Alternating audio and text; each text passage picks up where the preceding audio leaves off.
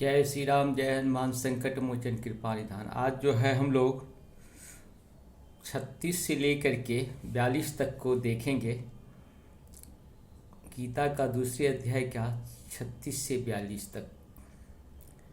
भयाद्रणां दुःपरतं मत्स्यन्ते त्वां महारथा ईशां च त्वं बहुमतो भूत्वा यास्यसि लाघवम्। अर्थात जिन जिन महान योद्धाओं ने तुम्हारे नाम तथा यश को सम्मान दिया है, वे सोचेंगे कि तुमने डर के मारे युद्ध भूमि छोड़ दी है और इस तरह वे तुम्हें तुच्छ मानेंगे। आवाच्य वादांच बहुत्वेदिष्यन्ति तावाहिता निन्दन्तस्त्वः सामर्थ्य ततो दुःखतरंगनु किम। अर्थात तुम्हारे शत्रु अनेक प्रकार के कटु शब्दों से तुम्हारे वर्णन करेंगे और तुम्हारी सामर्थ्य का उपहास करेंगे। तुम्हारे लिए इससे दुखदाई और क्या हो सकता है। हतो वा प्राप्तस्यसि स्वर्ग जित्वा वा भोक्ष्यसे महीम् तमादुष्टित कौन्तेय युद्धाय कृतनिश्चयः। अर्थात हे कुंती पुत्र, तुम यदि युद्ध में मारे जाओगे तो स्वर्ग प्राप्त करोगे और यदि तुम जीत जाओगे तो पृथ्वी के साम्राज्य का भोग करोगे। अतः दृढ़ संकल्प करके खड़े हो और युद्ध करो। सुख दुखे समे कृत्वा लाभालाभो जया जयो ततो युद्धाय युज्यस्व नैवं पापं वाप्यसि। अर्थात तुम सुख या दुख, हानि या लाभ, विजय या पराजय का विचार किए बिना युद्ध के लिए युद्ध करो। ऐसा करने पर तुम्हें कोई पाप नहीं लगेगा।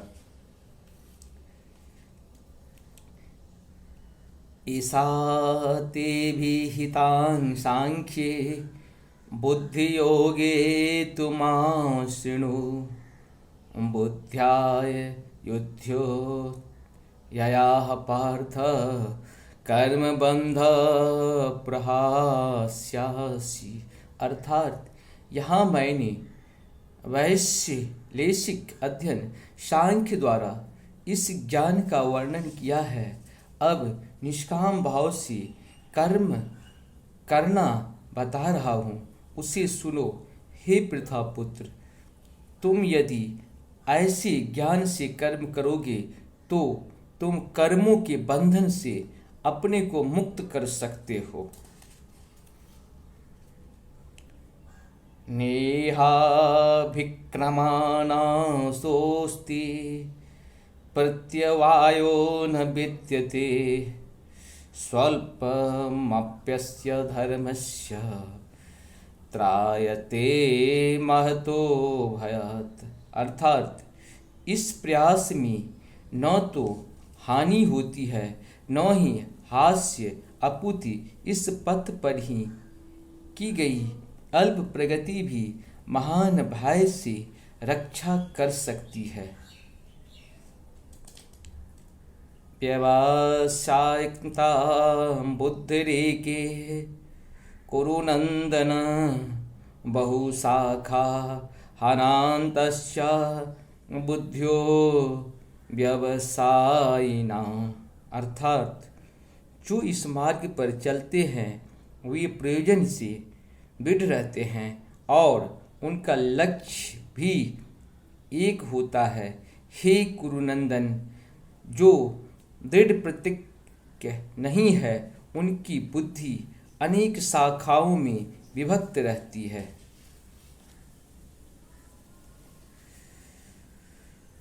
वामिमां पुष्पसु वाचं प्रवन्त्य विप्चिता वेदवादरताः पार्थ नान्यस्तातिवादिनः कामात्मनः स्वर्गपरा जन्म कर्म फलप्रदां क्रिया विशेष बहुलां भोगेर्ष्य गति प्रति।